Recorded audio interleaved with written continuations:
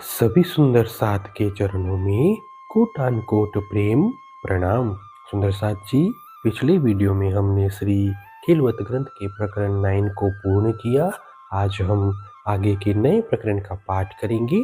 सुंदर साथ जी, अगर आपको यह वीडियो अच्छा लगे तो प्लीज़ लाइक करें और जो भी सुंदर साथ आपके साथ जुड़े हुए हो उन सबको भी यह वीडियो अवश्य शेयर करें। सुंदर साथ जी, जिन्होंने अब तक हमारे इस चैनल को सब्सक्राइब नहीं किया, वे प्लीज़ इस चैनल को सब्सक्राइब कर दें ताकि आने वाले नई वीडियो का नोटिफिकेशन आपको तुरंत मिल जाए। कलश पंच रोशनी का। रे रूह करे ना कछु अपनी, के तू उर्जी उमत माहे। उमर गई गुण सिफत में, तोहे अंजू इसक आया नाहे। महामती अपनी आत्मा को कहते हैं, हे आत्मा, तूने अपने लिए कुछ नहीं किया। क्या तू केवल अन्य आत्माओं को जागृत करने में ही उलझी रहेगी? तेरा संपूर्ण समय धाम धनी के गुणगान में ही व्यतीत हुआ, तथापि तुझ में अभी तक प्रेम प्रकट नहीं हुआ। हक सिर पर इन विध खड़े, देखत ना हक तरफ। जो स्वाद लगे महबूब का, तो मुख ना निकसे एक हरफ। हे आत्मा, धाम धनी तेरे सिर पर ही खड़े हैं, फिर भी तू उनकी ओर नहीं देखती। प्रियतम, धनी के प्रेम का स्वाद तुझे लग गया होता तो मुख से एक शब्द का भी उच्चारण नहीं हो पाता। बात करत तू हक की, जो रूहो सो गुप्त गोए। इन बका की खिलवत से, कछु तो को भी नसीहत होए। हे आत्मा, तू अपनी आत्माओं से धाम धनी के संबंध में बातें करती है, परंतु अद्वैत परमधाम की इन एकांत चर्चा से कुछ तुझे भी तो शिक्षा लेनी चाहिए। ये शब्द कहे ते नींद में, कि सुपने करत सवाल। कि जवाब तेरे जागते, कछु देखे ना अपना हाल। हे आत्मा, अब तक तू क्या नींद में उपदेश दे रही थी? क्या वे प्रश्नोत्तर भी स्वप्न के थे, या तेरे उत्तर जागृत अवस्था के थे? तू अपनी स्थिति पर विचार ही नहीं कर रही है। कैसी बात करत है, किन ठौर की बात।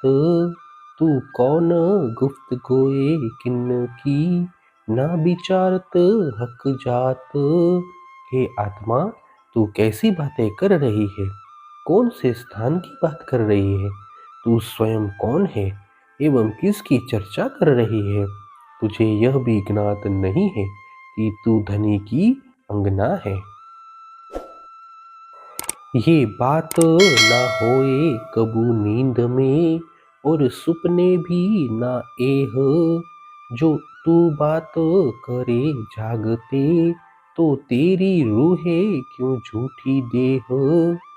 ये आत्मा, तू जो कुछ कह रही है, यह बात नींद में तो नहीं हो सकती, और स्वप्न में भी यह संभव नहीं है। यदि तू जागृत अवस्था में बात कर रही है, तो तेरा यह नश्वर शरीर कैसे टिका रहा है?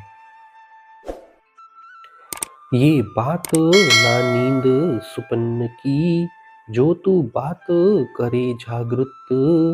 तो कौल फेल ना हाल कोई, रहे ना देह गतमत। ये बातें न तो निद्रा अवस्था की है और न ही स्वप्न की। यदि तू जागृत अवस्था में बोल रही है, तो तेरी कथनी, करनी और रहनी इस प्रकार की नहीं होती, तथा तुझे अपनी देह की शुद्धि बुद्धि भी नहीं रह पाती। जो ये बात करे तू जागते, तोहे नींद आवे क्यों फेर, नैनो पल क्यों लेवही, क्यों बोले और बेर। यदि तू वे सभी बातें जागृत अवस्था में कर रही है तो तुझे नींद कैसे आ सकेगी। जागृत अवस्था में पल मात्र भी नेत्र बंद नहीं किए जा सकते और दूसरी बार मुख से अन्य कोई शब्द ही निकल नहीं सकता। केतु बुध रहित है, केतु बोलत बेसहुर, बेसहुर क्यों कह सके ये हक का गूझ जहूर।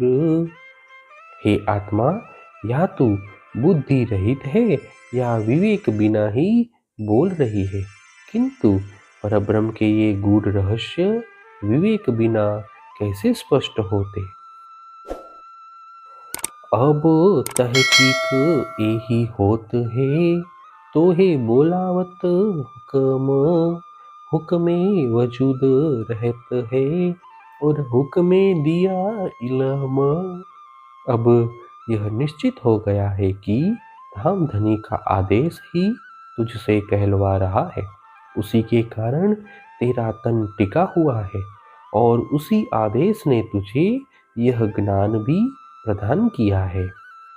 हे सुंदर साथी, इसी के साथ ही खिलवत ग्रंथ के प्रकरण 10 तक की चौपाई का पाठ पूर्ण हुआ।